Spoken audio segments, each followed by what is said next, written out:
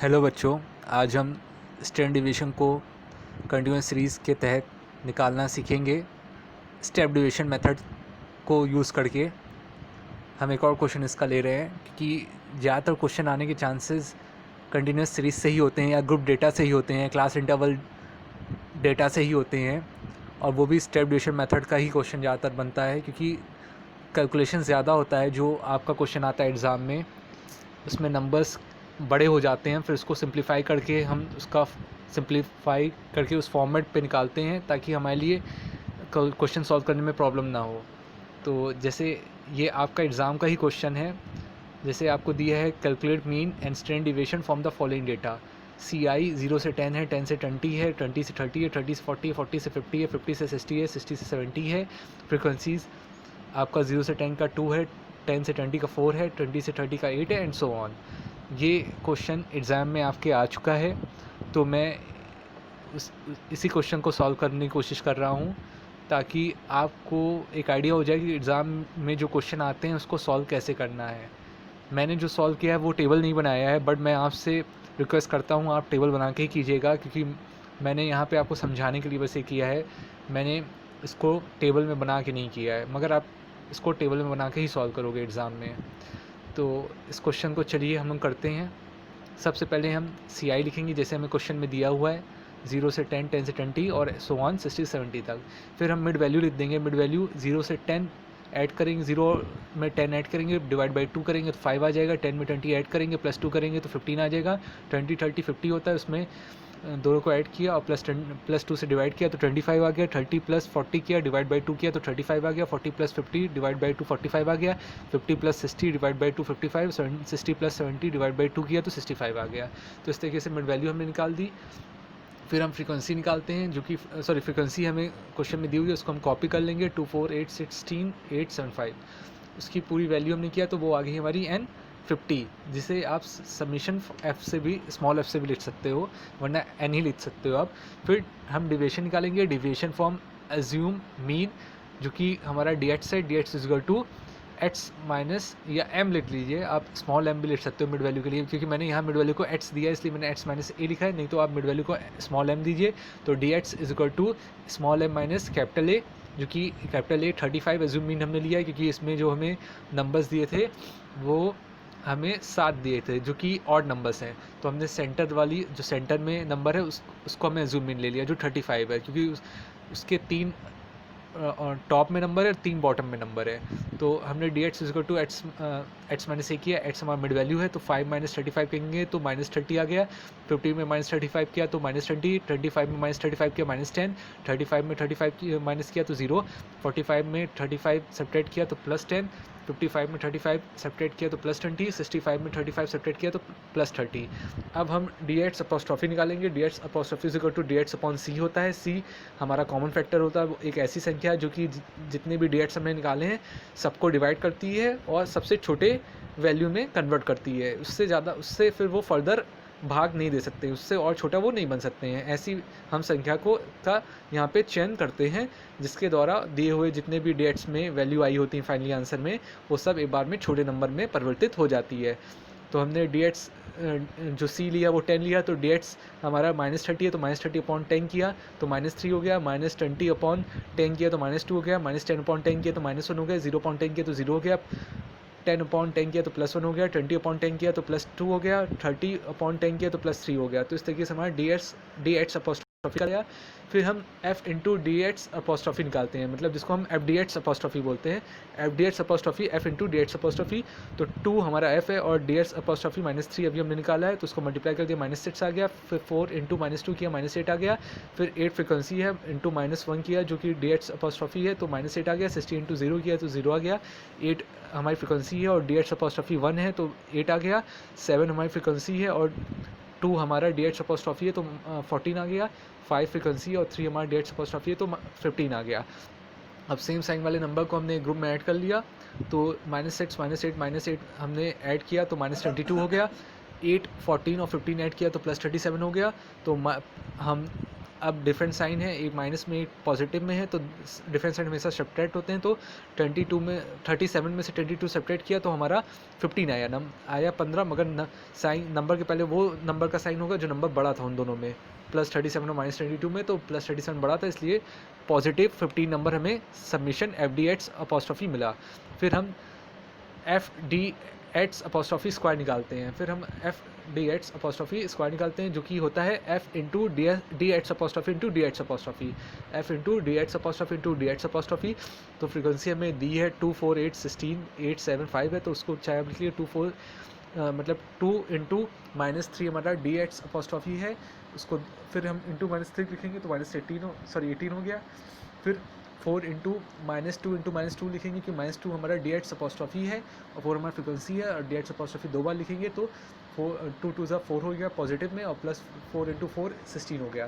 8 into -1 तो positive 8 हो गया, 16 इंटू 0 0 तो 0 ही रहेगा, 8 इंटू 1 8 हो गया, 7 फ्रिक्वेंसी और 2 हमारा D@' है, 2 बार लिखेंगे क्योंकि इसका स्क्वायर बनता है, तो ये हमारा 28 हो जाएगा। फिर हमारा F5 है लास्ट में, और D@' 3 है, तो क्योंकि FD@' 2 है तो 2 बार लिखा जाएगा, तो 3 इंटू 3 और इसको 5 से मल्टीप्लाई फ्रिक्वेंसी कर देंगे तो 45 आ जाएगा।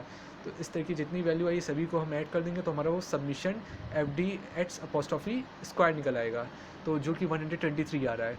फिर हम SD का फॉर्मूला लाएंगे। SD का फॉर्मूला होता है square root submission FD@' square upon n minus submission FD@' upon n का होल स्क्वायर और ब्रैकेट और स्क्वायर रूट के बाहर इंटू C।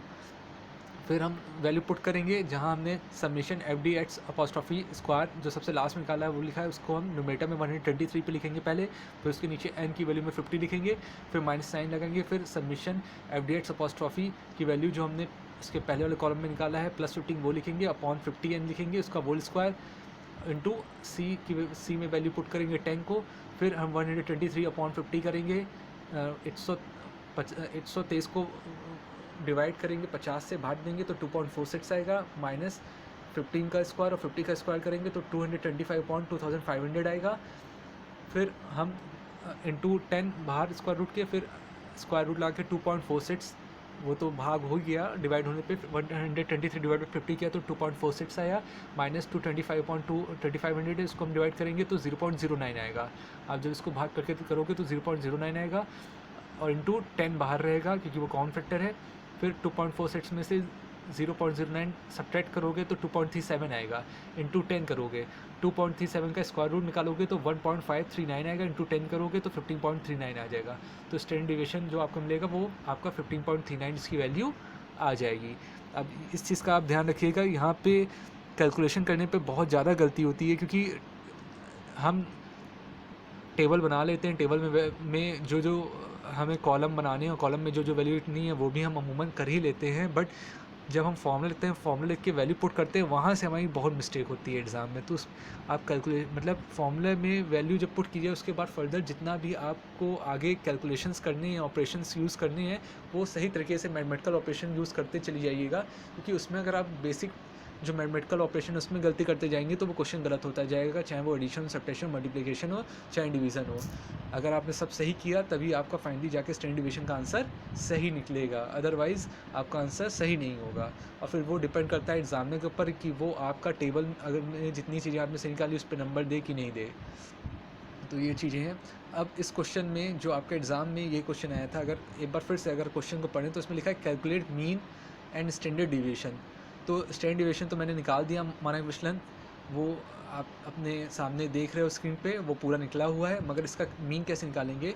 तो मीन निकालने के लिए हम फॉर्मूला यूज़ करेंगे। मीन का फॉर्मूला यहाँ पे mean is equal to a plus submission FD@' upon submission F into सी।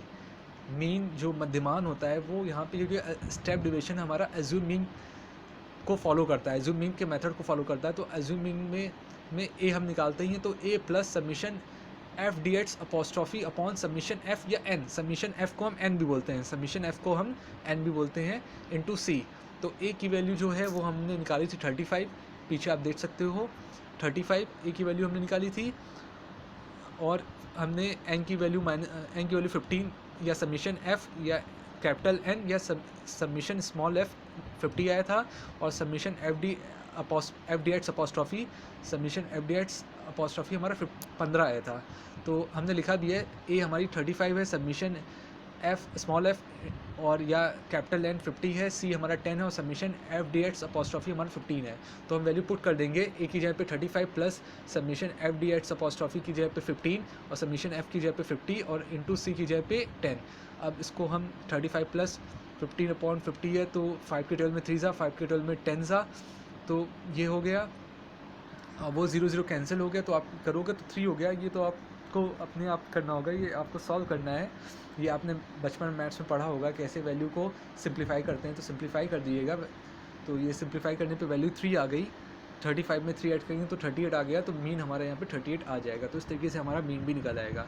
तो आपने देखा ये क्वेश्चन कितना आसान था, एग्ज़ाम में आपका ये क्वेश्चन आया, और कहीं से भी मुझे नहीं लगता कि आपको ये लगा होगा कि बहुत टिपिकल था, बहुत ही कॉम्प्लिकेटेड था, या बहुत ज़्यादा सोचना पड़ रहा था, दिमाग दौड़ाना पड़ रहा था। नहीं, क्वेश्चन इजी आएगा। मैं पहले भी बोला था, पहली वीडियो से लेके हर वीडियो में ये बात कह रहा हूँ, क्वेश्चन टिपिकल नहीं आएगा, क्वेश्चन इजी आएगा, बट कैलकुलेशन ज़बरदस्त होगी। कैलकुलेशन का आपको ध्यान रखना होगा।